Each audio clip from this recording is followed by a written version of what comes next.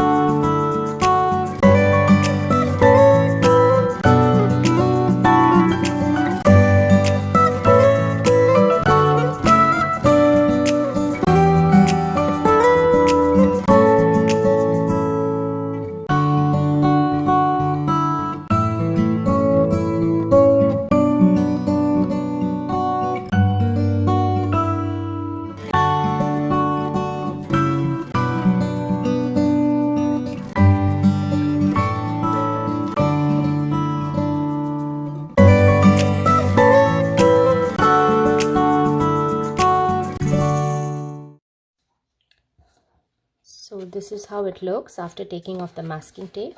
I hope you all try this at home. See you next time. Bye bye.